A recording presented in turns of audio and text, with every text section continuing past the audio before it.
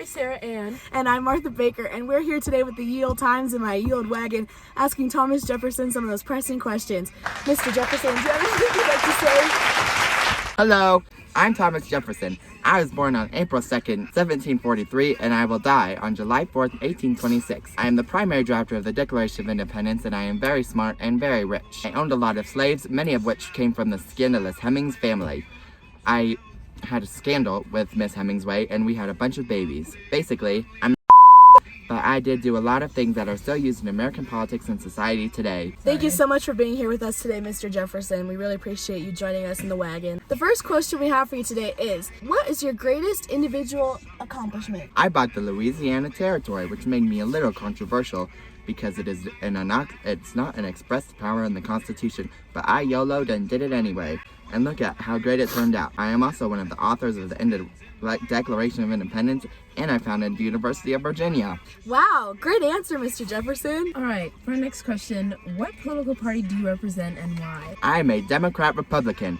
I want a more centralized government, and I believe everyone should follow the Constitution strictly. Me and several of my associates didn't like the policies in this government at this time, so we created our own party. #OurSlay. The next question we have for you are, what are your views on a national bank and federal finance? If I'm being honest with you, I think it's unconstitutional. I think the state should have their own banks. The banks unfairly favor wealthy businessmen in certain areas over the farmers. It's absolutely bogus. What is your vision for the U.S. economy? Personally, I want the economy to be federal. States should have their own economies and should be able to run them without interference from the federal government. I also believe in agrarian economy, which is basically predominantly farming economy. I think that the over-industrialized economy leads to wage laborers, which, to be honest, isn't a vibe. How do you view the Constitution, Mr. Jefferson? Strictly, I think the Constitution was written as is and should be followed as is. What are your views of the common man? What part of society do you represent? The common man, a fellow white male, should be free and decide his own free will. I want a country of agriculture and agrarian men who can run their farms and decide what they want to do. Why is your adversary, Hamilton, wrong in their views? Hamilton is wrong because he is such a hypocrite and a conniving man. He's such a hobknocker. He wants all the federal government to have all the power when that power should reside with the states and with the people. If he truly didn't want a tyrannical government, he would want the power to reside with the people. He also thinks that a national bank is constitutional, where it literally says nothing about it in the Constitution, which should be read strictly and interpreted strictly. Thank you for answering, Mr. Jefferson.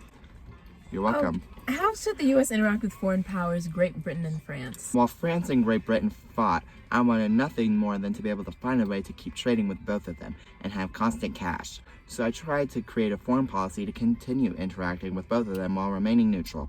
Then, after Great Britain started kidnapping my sailors, I suspended all trade with them because both Great Britain, France needed our crops. Knowing how the U.S. would evolve for the next 220 years, whose vision was realized and how? I have to applaud Hamilton for his vision. He was able to anticipate the United States' emergency as an economic and military powerhouse and saw that we had potential to surpass Great Britain by a long shot. Personally, I think that Hamilton and Jefferson both had good ideas, and if they worked together, it would have been best for the country. They were both kind of stuck up and rude, but they did help the country get established, and they also established a lot of the important things we still have in America today. Thank you so much for joining us in Ye Olde Times today. My name is Martha Baker. I'm Mary Sarah Ann. Like and subscribe.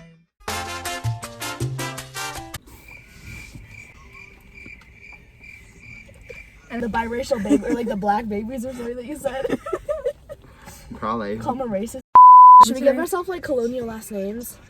I'm Martha. I'm Martha.